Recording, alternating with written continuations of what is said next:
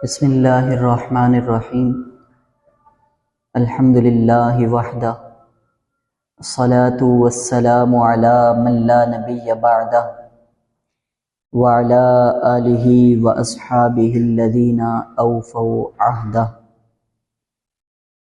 مولاي صلی وسلم دائما ابدا علی حبیبک خیر الخلق کلہم۔ سامعین محترم، حضرت ابو بکر صدیق رضی اللہ تعالی عنہ، آپ کے فضائل، آپ کے کمالات، آپ کی حیات مبارکہ کے متعلق ہم گزشتہ درس سماعت کر چکے ہیں۔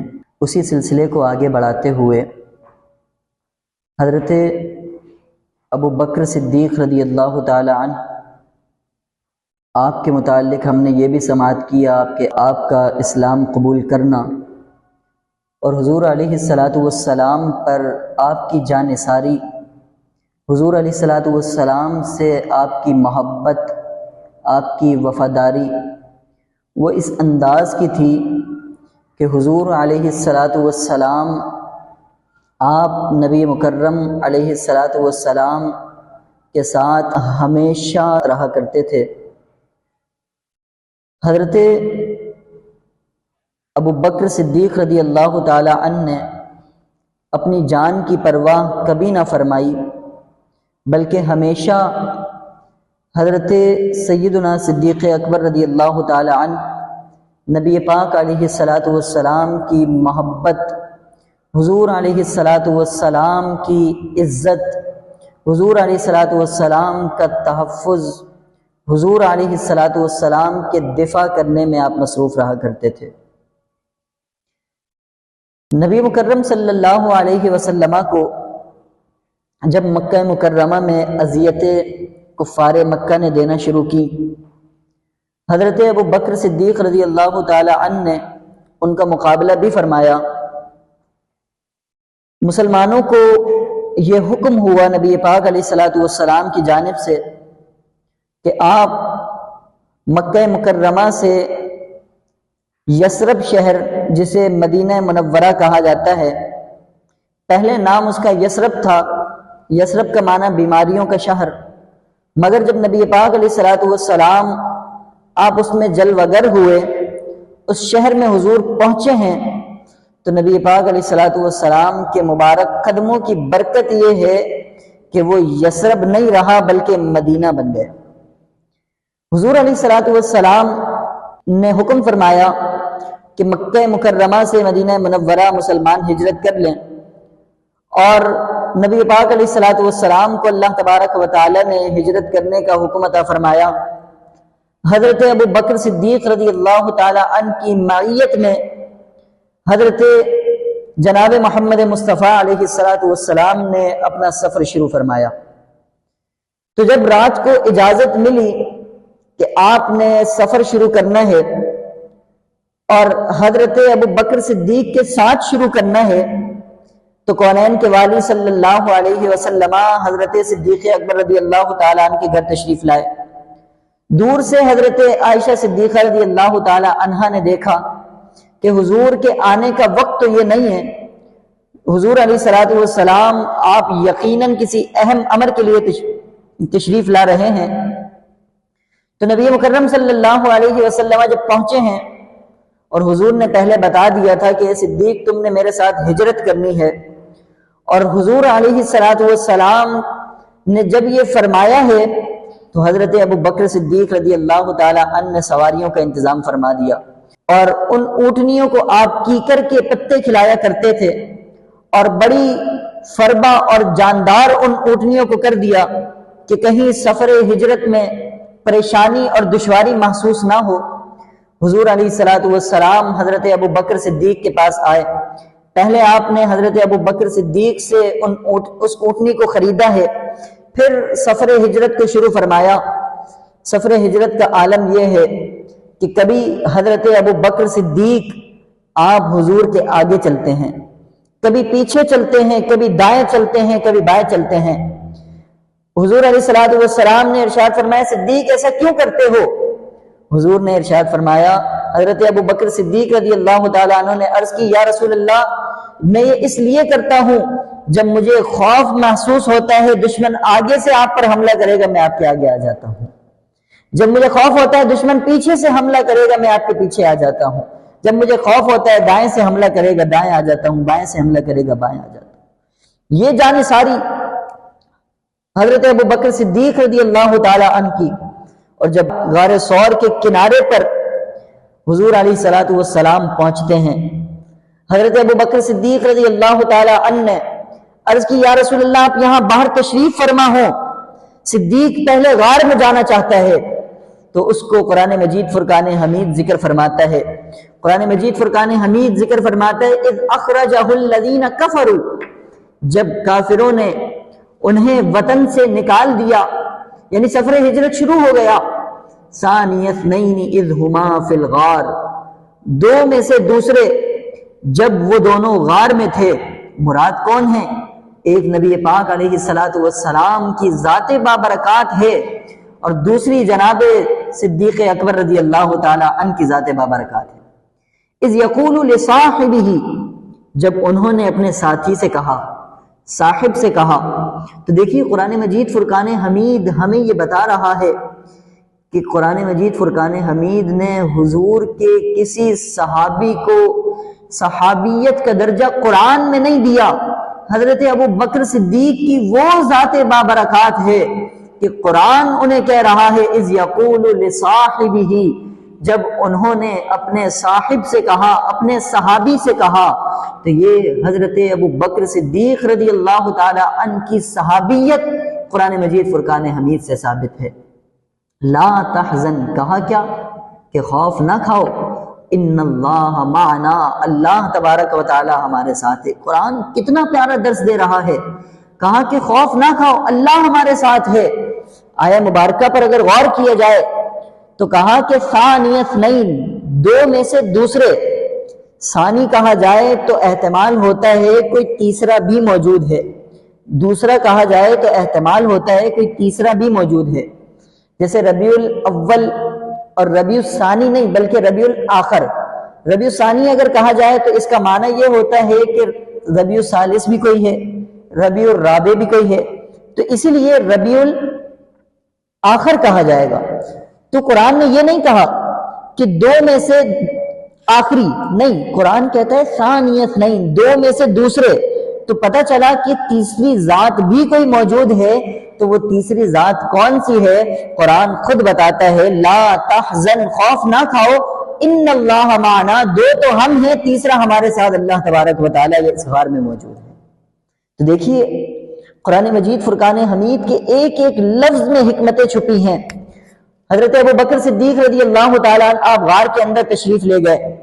غار کے اندر جانے کے بعد جتنے سوراخ ہیں سارے کے سارے بند کر دیے، اور ایک سوراخ پر حضرت ابو بکر صدیق رضی اللہ تعالیٰ عنہ نے اپنی ایڑی کو رکھ دیا۔ اپنی ایڑی کو حضرت ابو بکر صدیق نے رکھ دیا اور حضور علیہ الصلوۃ والسلام کو عرض کی یا رسول اللہ آپ غار میں تشریف لائیے۔ حضور علیہ الصلوۃ والسلام جب غار میں تشریف لائے تو حضور آرام فرما ہوئے۔ حضرت ابو بکر صدیق نے جس سوراخ پر اپنی ایڑی کو رکھا تو وہاں ایک سانپ موجود تھا، حضرت صدیق اکبر کو ڈس رہا ہے۔ حضرت ابو بکر صدیق رضی اللہ تعالی عنہ آپ اپنی اس ایڑی کو ہٹا نہیں رہے۔ کیوں نہیں ہٹا رہے؟ کیونکہ آپ کے پہلو میں نبی پاک علیہ الصلوۃ والسلام آرام فرما ہے، آپ کے زانووں پر سر رکھ کر نبی پاک علیہ الصلوۃ والسلام آرام فرما رہے ہیں۔ یعنی صدیق اکبر رضی اللہ تعالی عنہ یہ درس دے رہے ہیں کہ صدیق کی جان تو جا سکتی ہے مگر حضور کے آرام میں صدیق خلل پیدا نہیں کر سکتا۔ دیکھیں کیسی حضور سے محبت۔ تو کفار جب حضور علیہ الصلوۃ والسلام کا تعاقب کرتے ہوئے اس غار کے قریب پہنچے تو اتنے میں کبوتری وہاں انڈے دے چکی تھی، مکڑی وہاں جالے بن چکی تھی۔ حضرت ابو بکر صدیق رضی اللہ تعالی عنہ عرض کرنے لگے یا رسول اللہ یہ ہمیں پہچان لیں گے، ہمیں ڈھونڈ لیں گے۔ حضرت ابو بکر صدیق کو اپنی جان کا خوف بالکل نہیں تھا۔ حضور علیہ الصلوۃ والسلام وہاں تشریف فرما تھے تو اللہ تبارک و تعالی کے ساتھ ہونے کی بشارت قرآن مجید فرقان حمید سے ملتی ہے۔ حضور نے ارشاد فرمایا لا تحزن، صدیق خوف کیوں کھاتے ہو، خوف نہ کھاؤ، ان اللہ معنا، اللہ تو ہمارے ساتھ ہے۔ تو دیکھیے حضرت ابو بکر صدیق رضی اللہ تعالی عنہ کو نبی پاک علیہ السلام نے دلاسا دیا، اور کفار و مشرکین جب غار کے باہر پہنچتے ہیں تو انہوں نے دیکھا یہاں تو کبوتری نے انڈے دیے ہوئے ہیں اور مکڑی نے جالا بنا ہوا ہے، کوئی اگر داخل ہوگا انڈے ٹوٹ جائیں گے، جالا ٹوٹ جائے گا۔ تو وہ وہاں سے جب پھر گئے تو یاد رکھیے کہ جس نے نبی پاک علیہ السلام کی حفاظت کی، چاہے وہ کبوتری ہو، چاہے وہ حضرت ابو بکر صدیق رضی اللہ تعالی عنہ کی ذات بابرکات ہو، چاہے وہ مکڑی ہو، اللہ تبارک و تعالی نے کیسا شرف انہیں عطا فرمایا کہ حضرت ابو بکر صدیق رضی اللہ تعالی عنہ کو حضور کی معیت عطا فرما دی۔ حضور علیہ السلام کی معیت دنیا میں بھی اور قبر میں بھی اللہ تبارک و تعالی نے حضرت ابو بکر صدیق کو حضور کی معیت عطا فرما دی۔ اور مکڑی نے جالا بن دیا، اللہ نے مکڑی کا ذکر قرآن میں فرما دیا۔ اور جو مکہ مکرمہ میں، مدینہ منورہ میں کبوتر پائے جاتے ہیں وہ اسی نسل سے پائے جاتے ہیں کہ جس نے نبی پاک علیہ السلام کی غار کے باہر انڈے دیے تھے۔ تو دیکھیں جو حضور کی عزت و ناموس کی تحفظ کرتا ہے اور حضور علیہ السلام کی عزت و ناموس کے لیے اپنا کردار ادا کرتا ہے، اگر دیکھیے ہم اس بات پر غور کریں کہ جناب کبوتری اگر یہ سوچتی کہ جناب میں انڈے دوں گی تو میرے انڈے دینے سے کیا فائدہ ہو جائے گا، اور اگر مکڑی یہ سوچتی کہ جناب میں اگر یہاں پر جال بن دیتی ہوں، قرآن کہتا ہے ان بیت العنکبوت ان اوہن البیوت لبیت العنکبوت، کہ بے شک جو تمام گھروں میں کمزور گھر ہے وہ تو مکڑی کا گھر ہے۔ تو دیکھیے اگر وہ یہ سوچتی کہ میں کمزور ہوں، میں کیا کر سکتی ہوں، تو یاد رکھیے کمزوری علامت نہیں ہے، آپ اپنا کردار ادا کریں۔ حضور علیہ السلام کی عزت و ناموس کے لیے جو اپنا کردار ادا کرتا ہے، تو جو جانور کردار ادا کریں، پرندے کردار ادا کریں، اللہ انہیں یہ فضیلت عطا فرماتا ہے جو حضور کا امتی نبی پاک علیہ السلام کی عزت و ناموس کے لیے اپنا کردار ادا کرے گا تو اللہ تبارک و تعالی اسے کتنی برکتیں عطا فرمائے گا۔ تو حضرت ابو بکر صدیق رضی اللہ تعالی عنہ نے سفر ہجرت نبی پاک علیہ السلام کے ساتھ فرمایا، تو جب آپ کو سانپ ڈس رہا ہے، حضور آرام فرما ہیں، حضور علیہ السلام کے نیند میں خلل پیدا حضرت ابو بکر صدیق نے نہیں فرمایا، حضور آرام فرما ہیں، حضور علیہ السلام آرام فرما ہیں، صدیق اکبر کی آنکھوں سے آنسو جاری ہونے لگے، تو ایک موتی حضرت ابو بکر صدیق کی جو آنکھوں سے گرا ہے حضور علیہ السلام کے رخسار پر آ گیا۔ حضور علیہ السلام کے رخسار پر جب آیا ہے تو حضور بیدار ہوئے، حضور نے ارشاد فرمایا صدیق کیا ہوا؟ کہا یا رسول اللہ سانپ نے ڈس لیا ہے۔ اور وہ سانپ کون سا تھا؟ کہا جاتا ہے وہ 500 سال سے حضور کا انتظار کر رہا تھا کہ حضور اس غار میں تشریف لائیں گے تو میں حضور علیہ السلام کا دیدار کر سکوں گا۔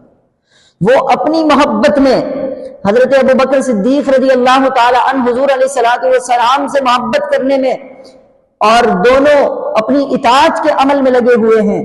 حضور علیہ السلام کی حفاظت کرتے ہوئے صدیق اکبر نے یہ نہیں دیکھا کہ جناب میری جان چلی جائے گی، جان بچانا ضروری ہے، مگر حضور کی تعظیم صدیق اکبر نے بتا دیا کہ اس سے بھی زیادہ ضروری ہے۔ تو امام اہل سنت فاضل بریلوی رضی اللہ تعالی عنہ ارشاد فرماتے ہیں صدیق بلکہ غار میں جان ان پہ دے چکے، اور حفظ جان تو جان فروز غرر کی ہے، اور ثابت ہوا کہ جملہ فرائض فرو ہے، اصل الاصول بندگی استاجور کی ہے۔ اصل الاصول جو بندگی ہے وہ نبی پاک علیہ السلام کی محبت ہے، حضور علیہ السلام سے عشق و وفا ہے۔ حضور نے یہ نہیں فرمایا کہ صدیق تجھے سانپ نے ڈس لیا تو اب کسی طبیب کے پاس جانا ہے۔